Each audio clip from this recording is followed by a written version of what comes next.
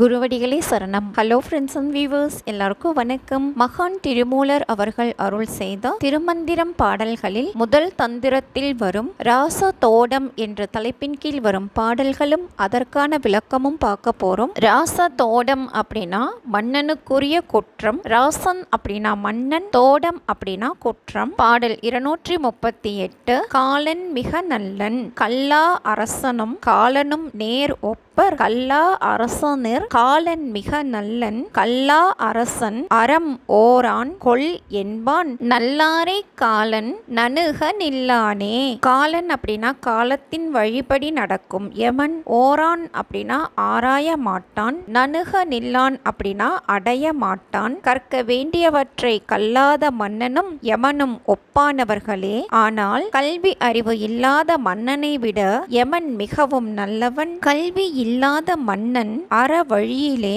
ஆராய்தலின்றி கொள் என்று ஆணையிடுவான். ஆனால் யமன் நல் வழியில் நிற்பவரை அணுக மாட்டான் அப்படின்னு சொல்லியிருக்காருங்க. இதுதாங்க இந்த பாட்டோட பொருள். அடுத்தது பாடல் 239. அரசன் முறை செலுத்தாவிட்டால் வளம் குறையும். நாள்தோறும் மன்னவன் நாட்டில் தவ நெறி நாள்தோறும் நாடி அவநெறி நாடானேல் நாள்தோறும் நாடு கெட மூடம் நன்னுமால் நாள்தோறும் செல்வம் நரபதி குன்றுமே. நாட்டில் நீதிமுறை நிலவ வேண்டும், இல்லையானால் நாட்டில் வளம் குறையும். தவ நெறி அப்படின்னா நீதிமுறையான நல்ல நெறி அப்படின்னு அர்த்தம். மன்னன் நாள்தோறும் தன் நாட்டில் நன்னெறியை முறைப்படி ஆராய்ந்து நீதிமுறையை செலுத்தாவிட்டால் நாடு நாள்தோறும் வளம் குன்றும். அவ்வாறு வளம் குன்றும் போது நாட்டு மக்களிடையே அறியாமை சேரும், மன்னனின் செல்வம் நாள்தோறும் குறைந்து கொண்டே வரும் அப்படின்னு சொல்லியிருக்காருங்க. இதுதாங்க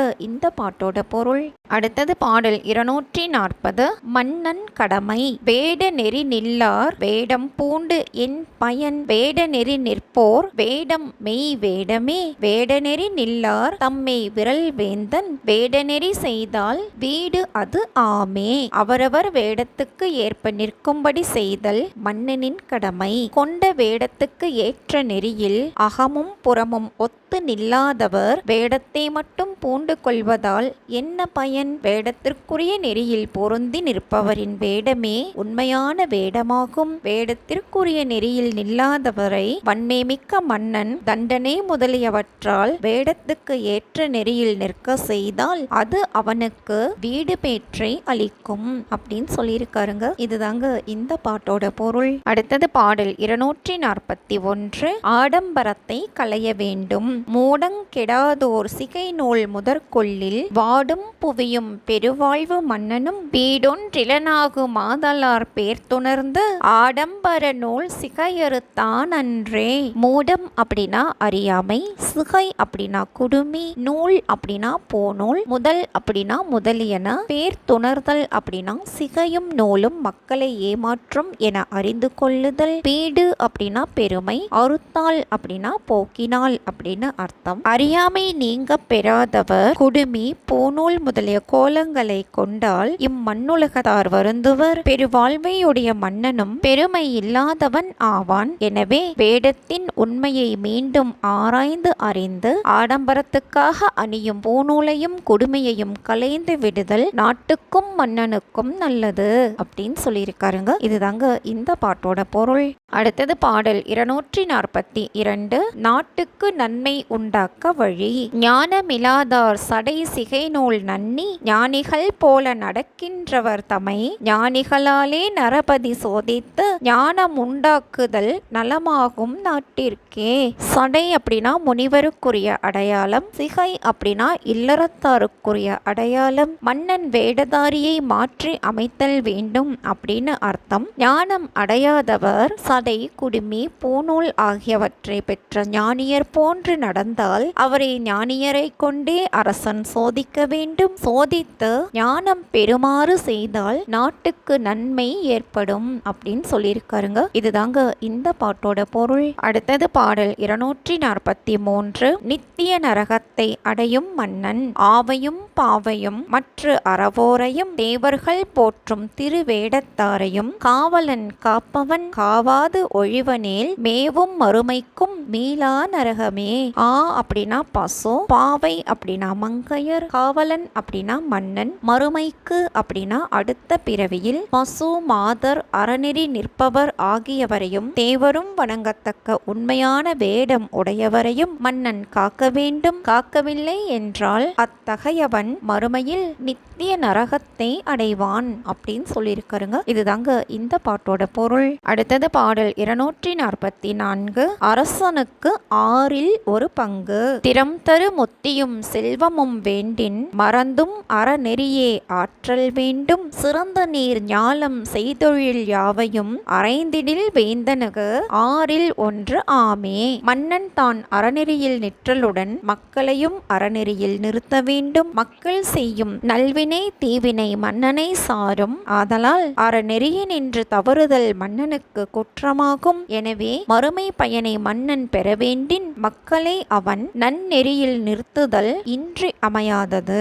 மேன்மையான மறுமைக்குரிய முக்தியும் இப்பிறவிக்குரிய செல்வமும் வேண்டினால் அரசன் எப்போதும் அறத்தையே நிலைநாட்டுதல் வேண்டும். சிறந்த கடல் நீரால் சூழப்பட்ட உலகில் வாழும் மக்கள் செய்யும் நல்வினை தீவினை யாவும் சொல்லப்போனால் அரசனுக்கு நன்மையுடனே தீமையிலும் 1/6 ஒரு பங்கு உண்டாகும் அப்படின்னு சொல்லியிருக்காருங்க. இதுதாங்க இந்த பாட்டோட பொருள். அடுத்தது பாடல் 245. மறுமை பயன் வேண்டின் மக்களை நன்னெறியில் நிறுத்த வேண்டும். வேந்தன் உலகை மிக நன்று காப்பது வாய்ந்த மனிதர்கள் அவ்வழியா நிற்பர். பேர்ந்து இவ்வுலகை பிறர் கொள்ள தாங்கொள்ள பாய்ந்த புலி அன்ன பாவகத்தானே.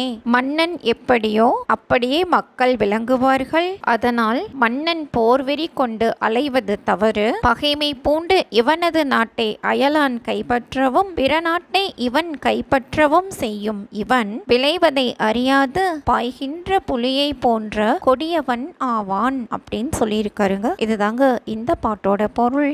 அடுத்தது பாடல் 246. மன்னனின் அறம். கால் கொண்டு கட்டி கனல் கொண்டு மேலேற்றி பால் கொண்டு சோமன் முகம் பற்றி உண்ணாதோர் மால் கொண்டு தேரலை உண்ணும் மருளரை மேல் கொண்டு தண்டன் செய் வேந்தன் கடனே. கால் அப்படின்னா காற்று, அதாவது பிராணன். கனல் அப்படின்னா மூலாதார கனல். பால் அப்படின்னா பாலை போன்ற வெண்மையான ஒளி. சோமன் அப்படின்னா சந்திரன். மால் அப்படின்னா மயக்கம். தேரல் அப்படின்னா மது. மருளரை அப்படின்னா மயக்கம் உடையவர்களை மன்னன் மக்கள் மதுவை உண்ணாதிருக்க செய்ய வேண்டும். அதாவது காற்றின் இயக்கத்தை தடுத்து மூலாதாரத்தில் உள்ள மூலக்கனலை சிரசின் மீது செலுத்தி அங்குள்ள பால் போன்ற வெண்மையான ஒளியை கொண்டு மதிமண்டலம் அறிந்து அங்கு உண்டாகும் ஆனந்த தேனை பருகாதவராய் ஆனந்தம் உண்டாகும் என்று மயங்கி கல்லை உண்ணும் மயக்கமுடையவர்களை மேலும் இப்பழக்கத்திற்கு ஆளாகாதபடி செய்தல் மன்னர் அறமாகும் அப்படின்னு சொல்லியிருக்காருங்க. இதுதாங்க இந்த பாட்டோட பொருள். அடுத்தது பாடல் 247. சமயவாதிகளை அவர் தம் நெறியில் நிறுத்துதல் மன்னன் கடமை. சமய தகுதி அப்படின்னா சமயத்திற்குரிய நெறி. செய்யும் அப்படின்னா செய்யும் அப்படின்னு அர்த்தம். அம்மை அப்படின்னா மறுபிறவி. இம்மைக்கே அப்படின்னா இப்பிறவியிலேயே சமயவாதிகள் அவர்களின் நெறியில் நிற்க செய்தல் மன்னனின் கடமை. அதாவது தங்களுக்குரிய சமய நெறியில் நில்லாதவர்களை சிவன் அருளிய ஆகம முறைப்படி அப்பெருமான் மறுபிறப்பில் எத்தகைய தண்டனை கொடுத்து திருத்துவான். இப்பிறவியிலேயே தகுந்த தண்டனையை தந்து திருத்துவது மன்னனின் கடமையாகும் அப்படின்னு சொல்லியிருக்காருங்க. இதுதாங்க இந்த பாட்டோட பொருள். என்ன ஃப்ரெண்ட்ஸ், பாடல்களும் விளக்கமும் உங்களுக்கும் தெளிவா புரிஞ்சிருக்கும்னு நினைக்கிறேன். மீண்டும் வான் சிறப்பு என்ற தலைப்பில் சொல்லப்பட்டிருக்கும் பாடல்கள் மற்றும் அதற்கான விளக்கம் பற்றின வீடியோல சந்திக்கலாம். தேங்க்யூ.